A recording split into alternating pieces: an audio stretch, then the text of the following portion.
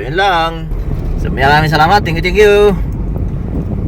Mamimiss nyo si Kuya Bo sa Grab. Mga pasahero ni Kuya Bo, mamimiss ko kayo. So huwag kayo mag-alala at tahanap pa rin tayo ng unit para mag-grab tayo ulit. Tingnan natin kung matutuloy pag-grab pa rin ni Kuya Bo. At baka magkasakali, yun lang. So ayan, bakante si Kuya Bo. Baka mayroon kayong unit dyan papag-grab. Kailangan mga yung 6-seaters, 5-seaters, yan, 6-seaters, ang maganda dyan. So bakante si Kuya Bo ngayon, mga ka-grab. So yung may bakante, mayroong grab dyan. So bakante na si Kuya Bo. So yun lang, bye, thank you.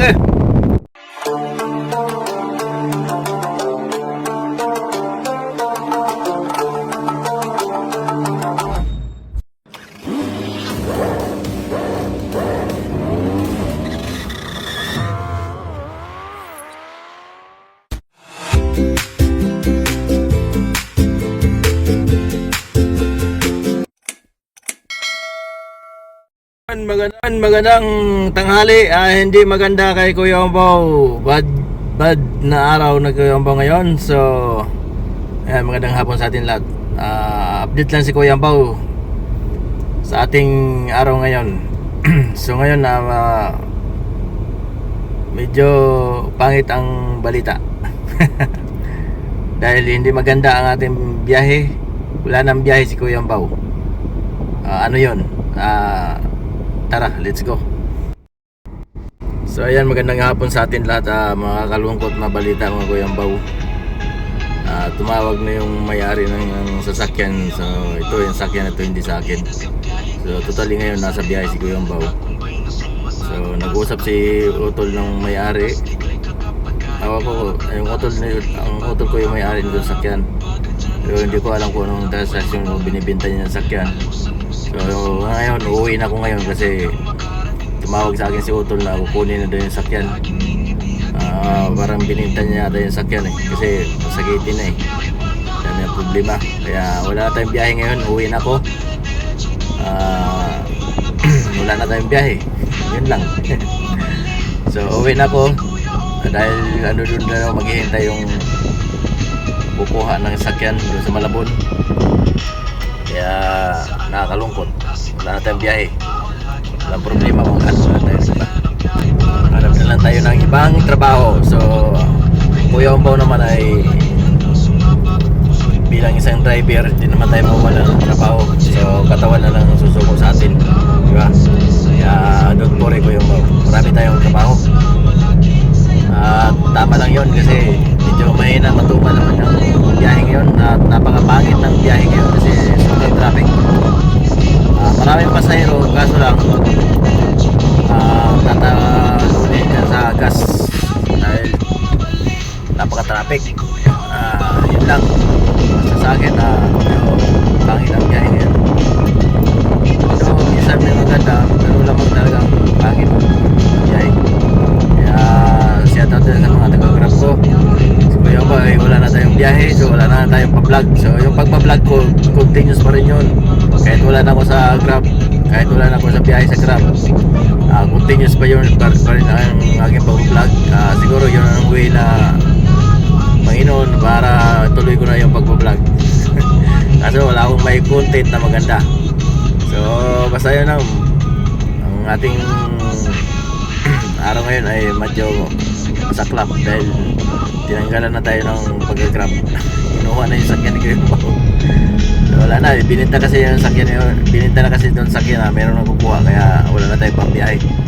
So yun, ito naghihintay na daw yung kukuha, kaya uwi na ako sa Malabon.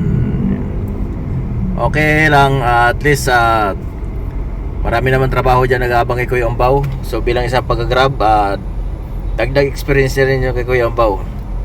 Dahil sa pag-grab, marami tayong natututunan at nakalamuha na mga pasahero. May mabait, mayroon hindi, may maganda, may pangit, ganoon lang. So maraming salamat sa mga pasahero ko. Shout out sa inyo lahat.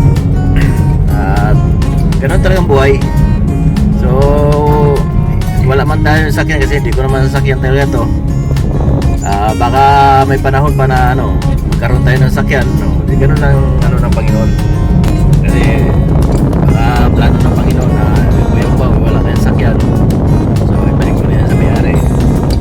Hindi ko alam kung ano plano nila kasi sabi sa akin ng motor ko, bibinta na lang ng sakyan kasi medyo ano nga, marami ng problema. Padami ng problema niya. Kaya so yan lang. Mas maganda na ibenta kasi ayan, sakitin talaga itong mga sakyan na ito pagka magka itong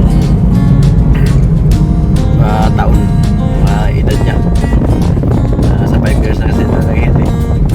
Kaya ang sakit niya, mga pangilalim kasi nito medyo mahina. Maganda ito pag service, pwede pa. Pero pag i-grab, kawawa ka dito.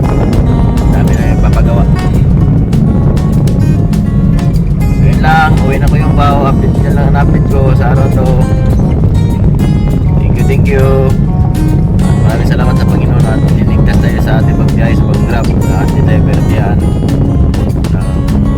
may kapal.